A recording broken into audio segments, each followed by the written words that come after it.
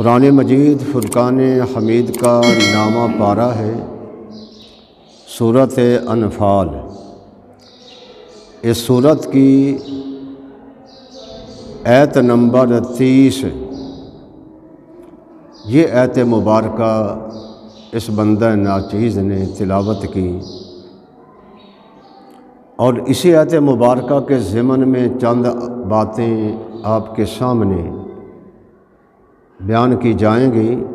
اللہ جل مجدہ تمام سامعین و ناظرین کو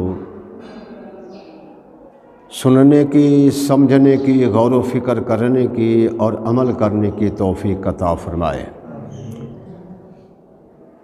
غور و فکر اس لیے کہا کہ ہر بندے کو چاہے جس جماعت کے ساتھ بھی تعلق رکھتا ہے اسے چاہیے کہ قرآن کے ہر فرمان پر غور و فکر کرے۔ اسی طرح حدیث مصطفیٰ نبی کریم کے ارشاد گرامی کے اندر بھی انسان غور و فکر کرے اور اس کے بعد عمل کرے، کیونکہ آج کل عمل کی بھی کمی ہے اور غور و فکر کرنے کی بھی کمی ہے۔ ہر بندہ جو ہے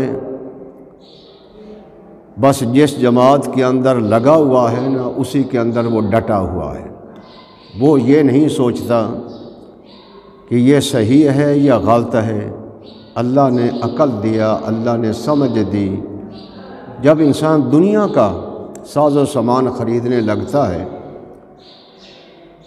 تو بڑا دیکھ بھال کرتا ہے، بڑا سوچتا ہے کہیں میرے ساتھ دھوکہ نہ ہو جائے، فراڈ نہ ہو جائے، میری پونجی جو ہے وہ ضائع نہ ہو جائے۔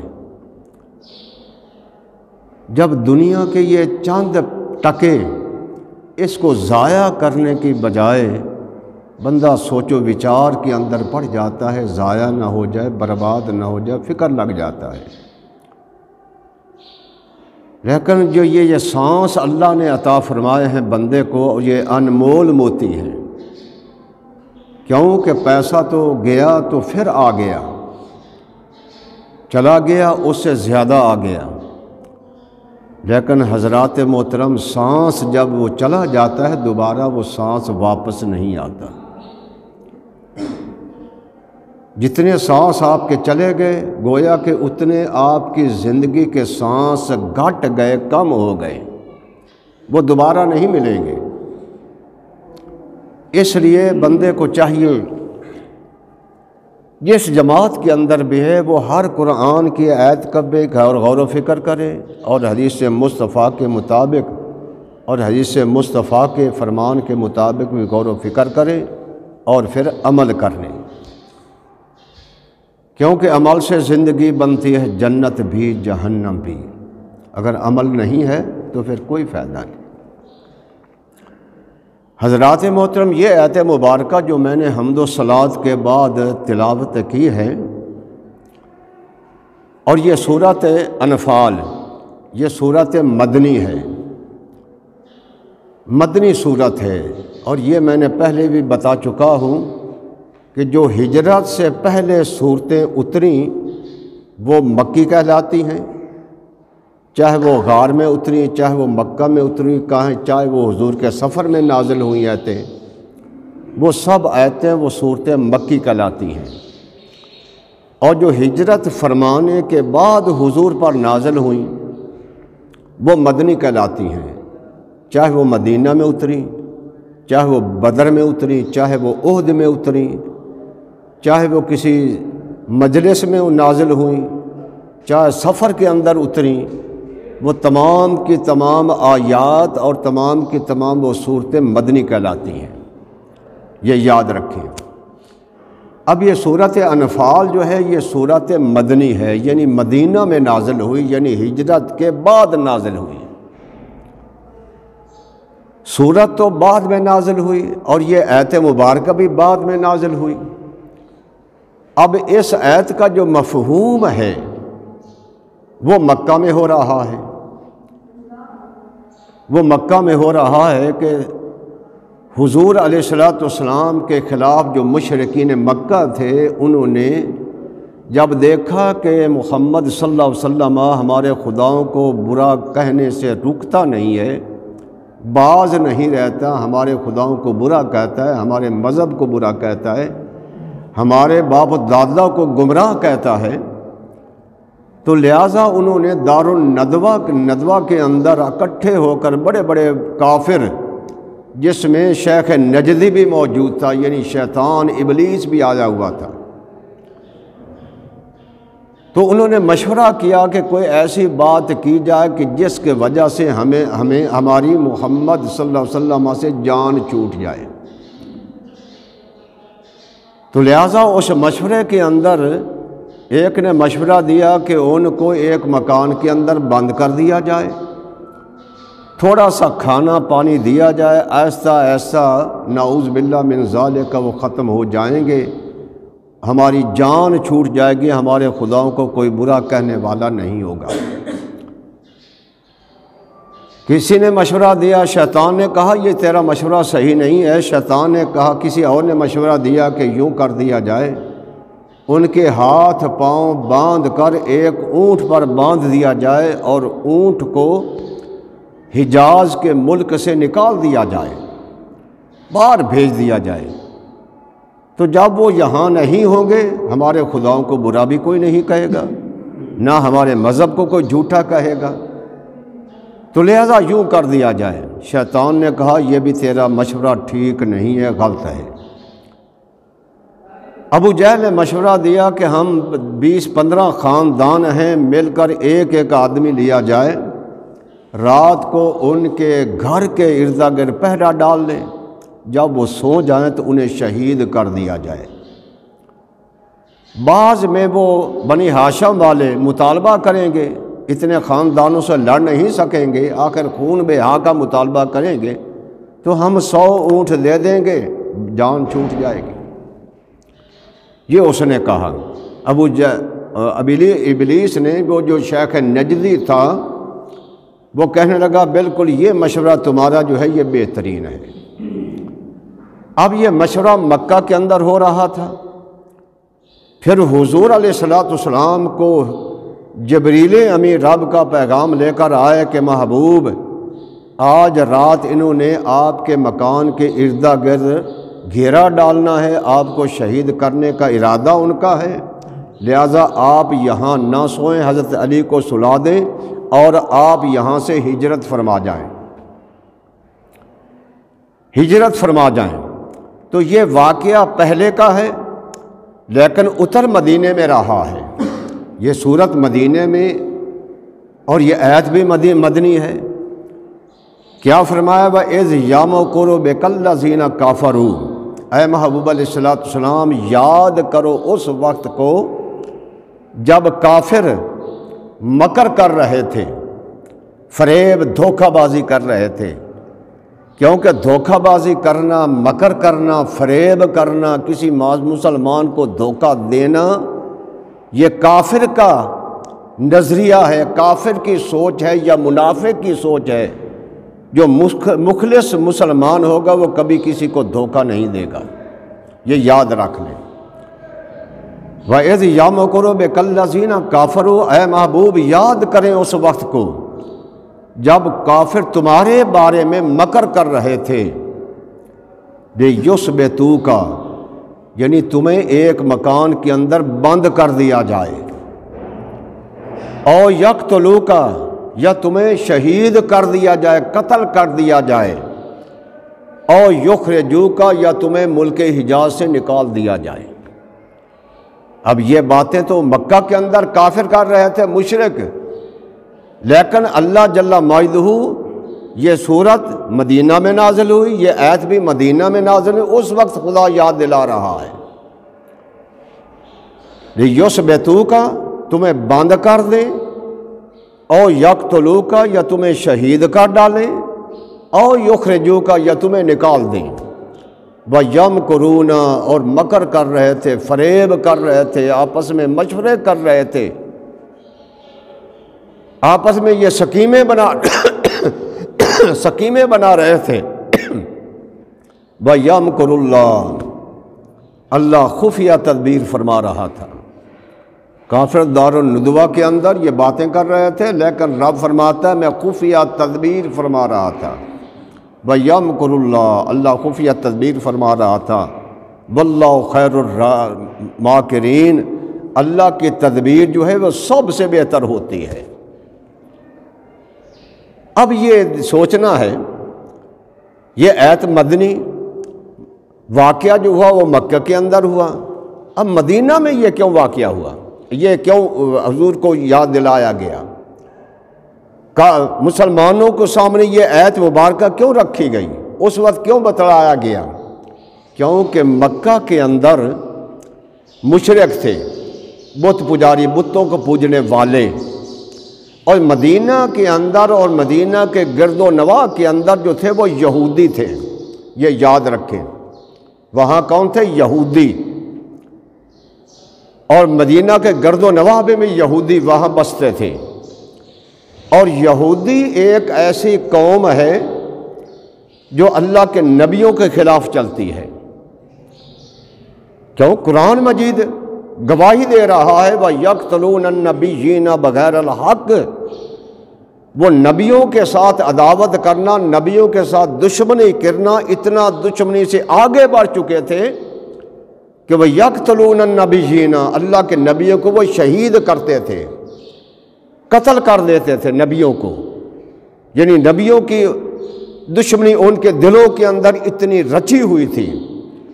یہ جو یہودی قوم ہے، اور آج بھی اسی طرح، یہ نہیں ہے کہ اس وقت، آج بھی ہے، یہودیوں کے دلوں کے اندر آج بھی نبیوں کی نفرت موجود ہے۔ اور جو یہودی کے ساتھ ملنے والے لوگ ہیں یا یہودیوں کو جو پیروکار ہیں، ان کے دلوں کے اندر بھی آج نبیوں کی نفرت جو ہے وہ موجود ہے۔ تو لہٰذا اس وقت یہودی تھے مدینہ میں، اور گرد و نواح بھی یہودی اکثر تھے۔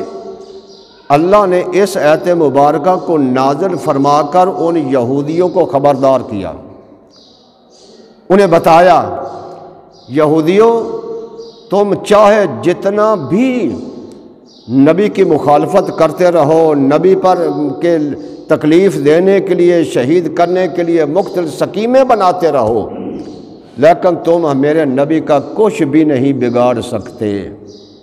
تم دیکھتے نہیں ہیں کہ مکہ کے اندر بڑے بڑے جہاں کافر تھے، مشرک تھے، انہوں نے کیا کیا سکیمیں سوچی، کیا کیا مشورے کیے، لیکن انہیں کیا میرے نبی کو کچھ بگاڑ سکے؟ وہ کیا وہ میرے نبی کو تکلیف دے سکے؟ جب وہ کچھ نہیں کر سکتے تو اے یہودیوں تم بھی کچھ نہیں کر سکو گے، جتنا مرضی زور لگا لو کہ یہ نبی جو ہے اس کا سلسلہ بند ہو جائے، اس کا مشن ختم ہو جائے، یہ رب کی توحید کی پرچار نہ کرے، یہ تمہاری خام خیالی ہے۔ اس نبی کے چرچا جو ہے اسی طرح ہوتا رہے گا، تذکرہ پھیلتا رہے گا، مسلمان زیادہ سے زیادہ ہوتے جائیں گے، تم اس نبی کا کچھ بگاڑ نہیں سکتے۔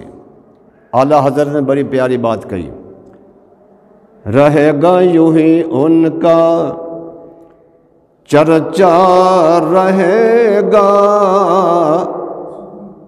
اے یہودیوں تم سارے مل کر اس نبی کی مخالفت کرو تاکہ اس نبی کی شان کا کسی کو پتہ نہ چلے، اس کا چرچا ختم ہو جائے، اس کا تذکرہ بند ہو جائے۔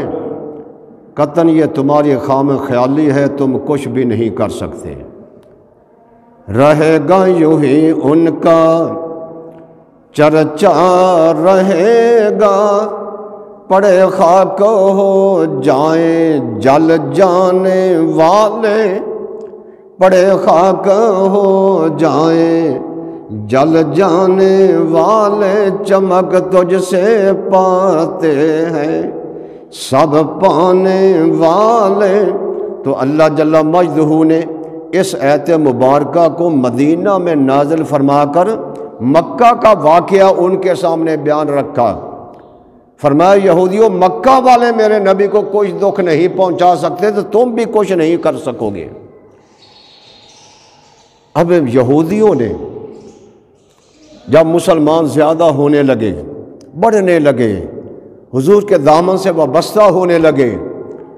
اب یہودیوں نے کیا طریقہ کیا، بعض یہودی تو جو اکڑ قسم کے تھے، جو شیلے قسم کے، وہ مارے گئے، قتل کر دیے گئے، اور بعض یہودی چلاک قسم کے ہوتے ہیں، کیونکہ بندہ دو طرح کا ہوتا ہے، ایک تو ہوتا ہے جوشیلا، جوش آ جائے، ڈٹ جانا، اور ایک ہوتا ہے بڑا چلاکی، جیسے لومڑی چلاک ہوتی ہے نا، ایسے وہ چلاک قسم کے ہوتے ہیں، یعنی کہ اپنے آپ کو ہوشیار سمجھتے ہیں۔ وہ انہوں نے کیا کیا، جو یہودی اس قسم کے تھے، انہوں نے ظاہری طور پر کلمہ پڑھ لیا۔ کلمہ کیوں پڑھا؟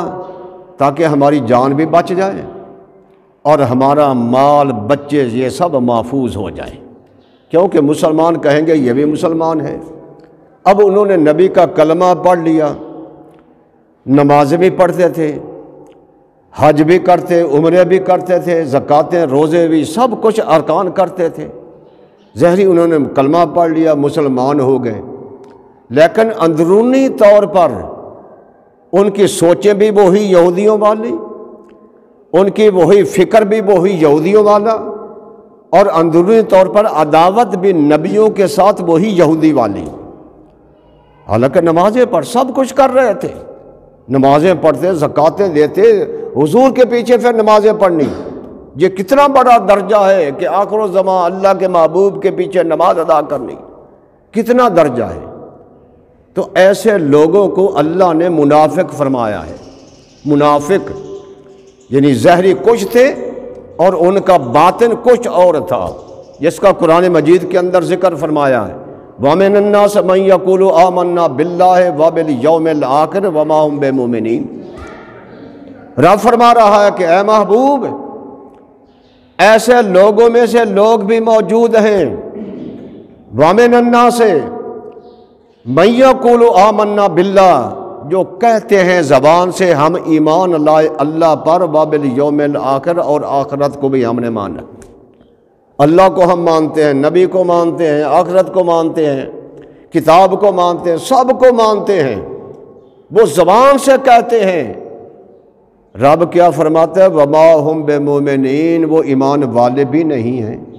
اب یہاں ذرا غور کریں، فکر کریں، وہ خود کہہ رہے ہیں، نماز بھی نبی کے پیچھے پڑھ رہے ہیں، روزے بھی رکھ رہے ہیں، عمرہ حج بھی کر رہے ہیں، لیکن رب کیا کہہ رہا ہے کہ وہ ایمان والے بھی نہیں ہیں۔ آج جیسے ہمارے بعض لوگ کہتے ہیں، او جی وہ بھی نماز پڑھتے ہیں، وہ بھی روزہ، بڑی بڑی تلاوتیں کرتے ہیں، تم انہیں کافر کیوں کہتے ہو؟ کافر اب قرآن کو، رب کو کیا جواب دے گا؟ رب کہہ رہا ہے کہ وہ سب کچھ کرتے ہیں، لیکن رب فرماتے ہیں وہ ایمان والے بھی نہیں ہیں۔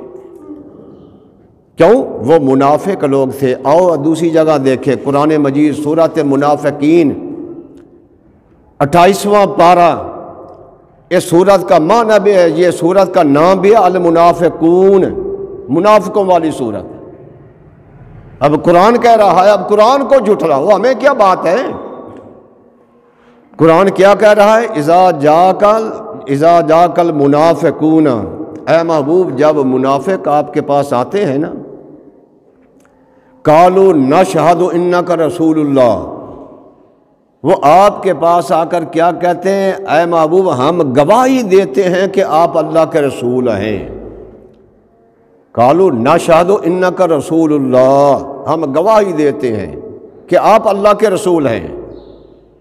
واللہ یعلم انک لرسولہ، رب فرماتا ہے اللہ جانتا ہے محبوب، اس کے اندر کوئی شک نہیں کہ آپ اللہ کے رسول نہیں ہیں، آپ اللہ کے رسول ہیں، رب گواہی دیتا ہے۔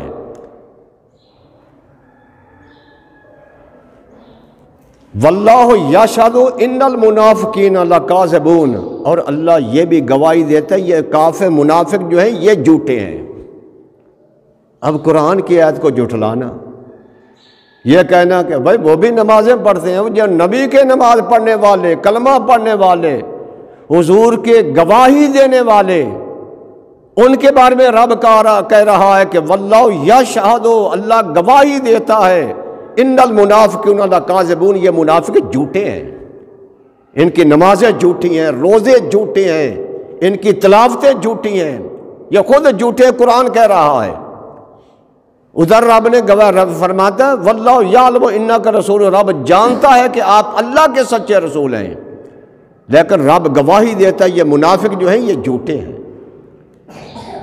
تو حضرات محترم، یہ یہودیوں، کیوں یہودیوں کا کام کیا ہے؟ نبیوں کے ساتھ، جیسا میں نے کہا، عداوت کرنی، دشمنی، نبیوں کے، یہودیوں کی دشمنی مشہور ہے نبیوں کے ساتھ، اللہ کے پیاروں کے ساتھ۔ نبی جو ہے، یہودی جو ہے، نبیوں کے ساتھ بھی دشمنی کریں گے، صحابہ کے ساتھ بھی دشمنی کریں گے، اہل بیت رسول کے ساتھ بھی دشمنی کریں گے، اور اللہ کے ولیوں کے ساتھ، اللہ کے پیاروں کے ساتھ بھی ان کی دشمنی ہوگی۔ یہودی کبھی ان ہستیوں کے ساتھ پیار نہیں کرے گا، محبت نہیں کرے گا، ظاہری طور پر وہ کلمہ پڑھے، ظاہری طور پر نمازیں لمبی لمبی پڑھے، ظاہری طور پر لمبے لمبے روزے رکھے، ظاہری طور پر قرآن کی لمبی لمبی تلاوتیں کرے، لیکن ان کا کوئی اعتبار نہیں، قرآن کہہ رہا ہے۔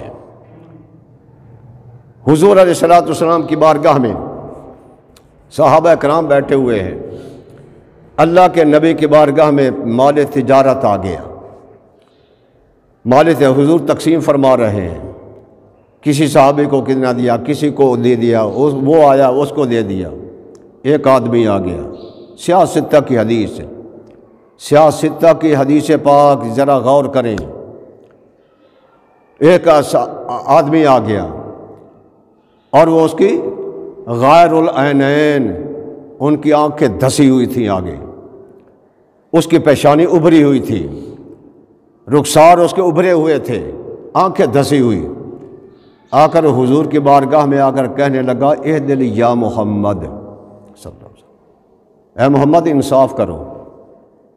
حضور سے کہنے لگا، جن میں وہ کہہ رہا تھا کہ وہ یہودیوں نے، یہ جو چلاک قسم کے تھے یہودی، جو ظاہری انہوں نے کلمہ پڑھ لیا لیکن ان کی سوچ، ان کا فکر اور ان کا باطن وہی یہودیوں جیسا۔ اب حضور کی بارگاہ میں آ کر کہنے لگا اہدل یا محمد، اے محمد انصاف کیجیے۔ حضور علیہ الصلوۃ والسلام نے فرمایا اللہ تجھے ہلاک کرے، اگر میں نہ انصاف دنیا پر کروں تو کون ہے دنیا پر انصاف کرنے والا؟ اگر میں نہ انصاف کروں تو پھر یہ بتا دنیا میں کون انصاف کرے گا؟ جب حضور نے اسے یہ کہا تو حضرت عمر فاروق، جن کے اندر جذبہ جوشیلے تھے، عرض کیا اذن یا محمد اضرب عنقہ، میرے محبوب مجھے اجازت دے اس خبیث کی میں ابھی گردن اتار دوں، ابھی اسے قتل کر دوں، اس نے یہ بات کیوں میرے نبی کے بارے میں کہی ہے؟ اس کو پتہ نہیں کہ میرا نبی تو عدل انصاف حق لے کر آیا ہے۔ اذن یا رسول اللہ، یا رسول اللہ مجھے حکم دیجئے، اضرب عنقہ، میں اس کی گردن ابھی اتار دیتا ہوں۔ اللہ کا جو مخلص مومن ہوتا ہے وہ حضور کی ذرا بھر بھی کوئی گستاخی، بے ادبی برداشت نہیں کرتا، بے چین ہو جاتا ہے کہ اس ابھی گستاخ کا میں سر کا قلم کر دوں۔ لیکن جو منافق قسم کا ہوگا وہ ہمیشہ اللہ کے نبی پر تنقید کرے گا، نکتہ چینی کرے گا، کبھی تو حضور کے علم پر نکتہ چینی کرے گا، نبی کو کچھ پتہ نہیں ہے، کبھی نبی کے اختیار پر نکتہ چینی کرے گا، کبھی نبی کی شان میں نکتہ چینی کرے گا، کبھی نبی کے معجزات اور شان کو گھٹانے کی کوشش کرے گا۔ لیکن ان بیوقوفوں کو پتہ نہیں وہ پاگل قسم کے لوگ ہیں۔ وَلَلْآخِرَةُ خَيْرٌ لَكَ مِنَ الْأُولَىٰ، یعنی وہ نبی کو نہیں گھٹا رہے، نبی کے ساتھ دشمنی، بلکہ وہ رب کے ساتھ دشمنی کرتے ہیں، کیونکہ رب تو کہتا ہے میں وَلَلْآخِرَةُ خَيْرٌ لَكَ مِنَ الْأُولَىٰ، میرے محبوب ہر آپ کی آنے والی گھڑی پہلی سے بہتر ہوتی جائے گی۔ اور تم دیکھ لو، آج سے 20 سال پہلے دیکھ لو حضور کا کتنا تذکرہ ہوتا تھا، اور آج دیکھو گلیوں، بازاروں میں، شہروں میں، گھروں میں، مساجد کے اندر، مدارس کے اندر حضور کی آمد کے چرچے ہو رہے ہیں، حضور کا تذکرہ ہو رہا ہے۔ مٹ گئے مٹتے ہیں، مٹ جائیں گے آدھا تیرے، نہ مٹا ہے نہ مٹے گا کبھی چرچا تیرا۔ تو حضرات محترم، اب اس نے کہا اہدل یا محمد، حضرت عمر فاروق کھڑے ہو گئے، کہنے لگے اذنی یا رسول اللہ، حضور مجھے حکم دیجئے، اضرب عنقہ، میں اس کی گردن اتار دوں۔ اللہ کے نبی نے فرمایا دا یا عمر، عمر چھوڑو اس کو، اسے کچھ نہ کہو، ان من زیزہ قوم، اس کے پیچھے ایک پوری قوم ہے، یہ اکیلا نہیں ہے، پوری قوم ہے۔ ان من زیزہ قوم یقرؤون القرآن لا یجاوز تراکیہم، وہ قرآن کو بڑا لہجوں کے ساتھ، طرزوں کے ساتھ پڑھیں گے، لیکن وہ قرآن ان کے یہ گلے کے نیچے نہیں اترے گا، صرف زبان پر قرآن ہوگا، ان کے دل میں قرآن نہیں ہوگا، اس قرآن پر ان کا عمل نہیں ہوگا، قرآن کے مطابق ان کا چال چلنا نہیں ہوگا۔ یقرؤون القرآن لا یجاوز تراکیہم، حدیث پاک کے الفاظ جو حضور کی زبان مقدس سے نکلے، میں عرض کر رہا ہوں، قرآن کو بڑا لہجوں کے ساتھ پڑھیں گے، اور اکثر دیکھا اور جی فلانے بہت لہجوں کے ساتھ، بڑے طرزوں کے ساتھ قرآن پڑھتے ہیں۔ نہ ان کے قرآن پڑھنے پر مت جاؤ، نمازوں پر مت جاؤ، ان کے عمرے اور حج اور داڑھیوں پر مت جاؤ۔ سب سے یہ اپنا آپ کے سامنے یہ کسوٹی ہے، اللہ کے نبی کی تعریف کرنا یہ ایمان کی نشانی ہے، صحابہ کرام کی تعریف کرنا یہ ایمان کی نشانی ہے، اہل بیت رسول کے ساتھ محبت، ان کی تعریف کرنا ایمان کی نشانی ہے، اور اللہ کے ولیوں کے ساتھ محبت کرنا یہ ایمان کی نشانی ہے، یہ ایمان کی نشانی ہے۔ کبھی کسی عملوں پر نہ جاؤ، نہ زکاتوں داڑیوں پر نہ جاؤ، ان کے علم پر نہ جاؤ، یہ چیز دیکھو کہ ان کے اندر محبت ہے بھی نہیں ہے۔ تو حضرات محترم میں عرض کر رہا تھا، حضور صلی اللہ علیہ وسلم نے فرمایا یحقرون صلاتکم عند صلاتہم، حدیث پاک حضور فرماتے ہیں یحقرون صلاتکم عند صلاتہم، صحابہ یہ اس کی جو قوم ہے نا، وہ جو نمازیں پڑھتے ہیں، تمہاری نمازیں ان کی نمازوں کے سامنے کچھ بھی نہیں ہے۔ اتنی وہ لمبی لمبی نمازیں پڑھتے ہیں، بڑا لمبا رکوع کرتے ہیں، بڑا لمبا رکوع کا سجدہ کرتے ہیں، بڑا لمبا قیام کرتے ہیں، اتنی بڑی بڑی نمازیں پڑھتے ہیں کہ تمہاری نمازیں اس کے سامنے کچھ بھی نہیں ہے، یہ کچھ بھی نہیں ہے۔ یہ اللہ کے نبی نے پہلے خبر دے دی، آج سے 1400 سال پہلے، یحقرون صلاتکم عند صلاتہم وَيَحْقِرُونَ صِيَامَكُمْ عِنْدَ صِيَامِهِمْ، اے صحابہ ان کے جو تمہارے روزے ہیں نا، ان کے روزوں کے سامنے کچھ بھی نہیں ہے، لیکن يَمْكُرُونَ مِنَ الدِّينِ كَمَا يَمْكُرُ السَّهْمُ مِنَ الرَّمِيَّةِ، کہ اے صحابہ یہ دین سے ایسے نکلے ہوئے ہیں کہ جیسے کمان سے تیر نکل جاتا ہے، جیسے کمان سے تیر نکل جاتا ہے، دور ہو جاتا ہے، ایسے دین کے ساتھ ان لوگوں کو کوئی واسطہ نہیں ہے، دین کے ساتھ ان کا کوئی تعلق نہیں ہے۔ ان کی نمازوں پر نہ جائے، ان کے اپنا روزوں پر بھی، پوری ایک قوم ہے یہ منافقین لوگ، یہ اس وقت منافق تھے اور پوری اپنی کوشش کرتے دین کو گھٹانے کی، ہر طرح کی کوشش کر کے صحابہ کے خلاف کوئی بکتا تھا، کوئی اہل بیت رسول کے خلاف بکتا تھا، تاکہ یہ شان یہ اسلام گھٹ جائے، اسلام کی خاطر بکتے تھے، کوئی نبیوں کے خلاف۔ اس وقت منافق رہے، صدیق اکبر کے بارے اور عثمان غنی، حضرت علی مرتضیٰ شیر خدا، اور بعد میں آ کر یہ انہوں نے کہا کہ ہمارا نام تو منافق ہے، انہوں نے نام دو بدل دیے ان منافقوں نے، اندر ان کے اندر منافقت اسی طرح رہی لیکن نام بدل لیے۔